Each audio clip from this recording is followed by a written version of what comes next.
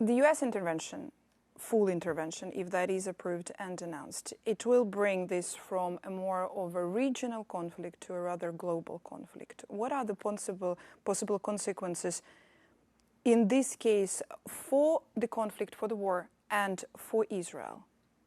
I would like to mention that Iran possesses threat not only to Israel, to the region and also to Europe. They are involved in promoting terror. They are involved in provocation. They are involved in many acts. European prisoner they hold, and so they are already the main cause for instability in the region and for the world.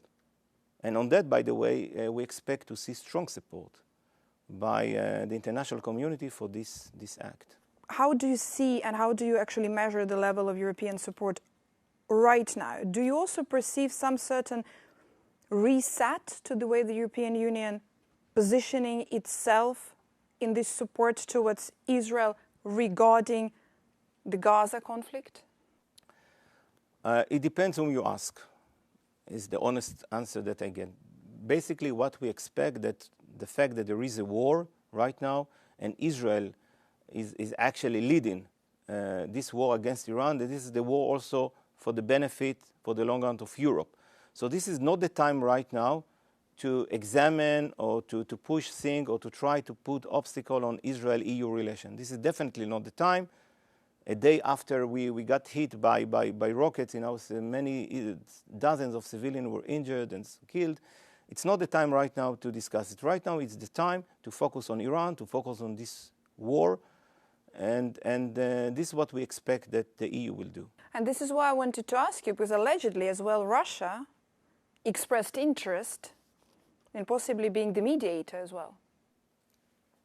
We are not right now picking and interviewing leaders who is going to be the mediator. But again, as I say, Iran is part of the group, anti-Western group, the group that support Russia in the war. By the way, harming Iranian missiles facilities is saving Ukrainian life. By harming their ability to supply missiles and drones to Russia, by that we are contributing or diminishing their capability to harm through Russia, Ukrainian. The timing of Israel's attack on Iran indicated an immediate intervention. Something changed in the equation. What led Israel, what triggered that to attack and to start it last Friday? Iran has a clear plan for the annihilation, destruction of the State of Israel. In the last period, we saw that Iran is accelerating its program, its plan, in two main aspects. First of all, the nuclear program, and second, production of missiles, surface-to-surface missile. So we come to a point where we saw that we need to act to remove this threat. We've heard the statements regarding the main goals for Israel, regarding the regime in Iran. Now, I want to ask you, is the regime change a target for Israel? And are there the scenarios for the prolonged crisis in Iran in that sense? The target of this military operation is to remove the nuclear threat and the missile threat. As I mentioned, Iran have a plan, a concrete and operative plan. And this is the main goals of our military operation right now. But these goals cannot be achieved with the current regime in Iran. Those we are achieving our IDF, the Israel Defense Forces, and all our agencies are doing amazing work and job, and we are working according to our military plan, even exceeding the military plan and the original plan. And so far, we are happy with the outcome of what's going on there in Iran on the ground. So we are getting close to achieve all our goals for this war. In terms of military capabilities, if you can comment on this, to what extent and probably for how long Israel can keep up with these two enormous military operations now happening at the same time?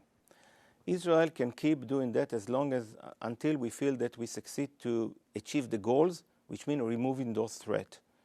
Removing those threats, the nuclear and the missile and terror threat in Gaza. I think this is an opportunity, and I want to say one thing about that. For years, it was a given that this regime is controlled by radical groups like in Lebanon, Hezbollah, Syria, Assad, Iran, the mullahs, the Houthis in Yemen, and the idea was, let's speak with them, the international community, let's try to reach an agreement, let's try to do something, let's try to appease them. It didn't work. For the first time in a decade, that there is a hope for the people there. Because see what's happening in Lebanon, see what's happening in Syria. It's thanks to the Israeli operation on the ground. So Israel is actually, at the end of the road, also serving the purpose of Europe and also the people there in those countries, giving them hope. Because imagine that there will not be, we didn't go into this war, that we did not initiate it. Then, on those days, you still have Hezbollah controlling Lebanon, you still have Assad controlling Syria, and you still have the mullahs and the Houthis, and Hamas, by the way, as well in Gaza. So in the coming years, there was no hope for the people. And despite the fact there was attempts through diplomacy, through sanction on the other hand, it didn't help. It didn't help. So it's happened so that this war, we need to go to this war, and maybe, I'm sure that for the long run, it will improve the situation on the ground for the people of the region. The people of Israel, of course, but also the people in the region. But Israel is capable to keep up the pace of the two. Israel is strong, our population is resilient, and we understand that this is something that we need to do once and for all, whatever price we will pay. This is right now an opportunity. We cannot stop in the middle. And by the way, we expect that the European and the international community to join Israel by putting pressure on Iran, or on the radical element that controlling Iran. Because I expect that the people, the Iranian people, most of them, 80%, do not support the regime there. You see, I mean, many Iranians actually supporting this military operation. It's not that you have a country solid support, while in Israel you see massive support for this military operation. Is there any chance for diplomacy? Is the soft power over in general, as a bigger picture, with the immense suffering happening now in the Middle East and ongoing? Is there a way out of this? War is the only answer paradigm. Do you see it for Israel and for the Arab world? Israel as a democracy are not initiating a war. We as a democracy, when we go to a war, it's only if we do not have a choice or it was initiated by the other side. So we went to this war because we didn't see any other choice. For years, there was an attempt to solve this problem of nuclear and missile and terror through diplomacy, through sanction, and it didn't help. We, first and foremost, went to this war to remove a threat, a direct threat, for the state of Israel. But it needs to be used for, as you say, the bigger picture. And the biggest picture that for the first time since years, there is a hope for the people of the region. There is a hope. We saw it in Lebanon, we saw it in Syria, and I hope that we'll see it in Iran. And unfortunately again, it's not that we choose to do it because we want to go to a war. We did it because we did not have any other choice to remove this. So for the long run, I think there is an opportunity.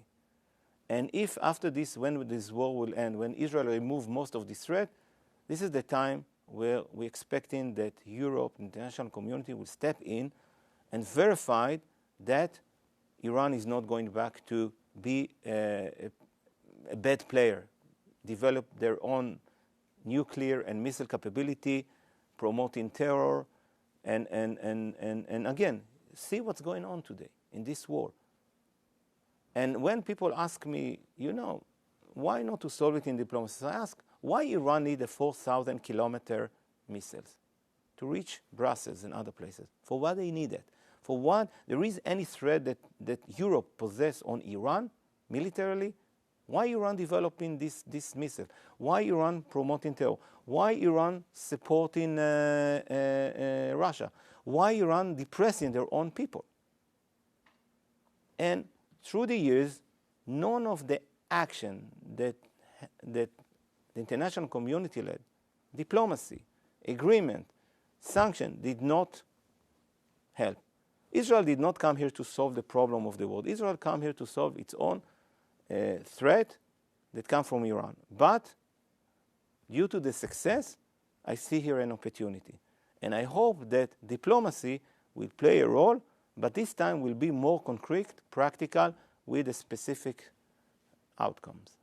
How about the support from the European Union as well as the part of this international community? What is now Israel's position regarding the EU's stance in the current conflict with Iran, given the possibility of the European Union of suspending the overwhelming pact with Israel? So these are two different things. That first of all, when it's come to Iran, or generally speaking, we have a continuous and intensive interaction with all level of officials here in Brussels, from the president till the high rep, to the parliament and the commission. So we have an ongoing interaction. I think that there is an understanding.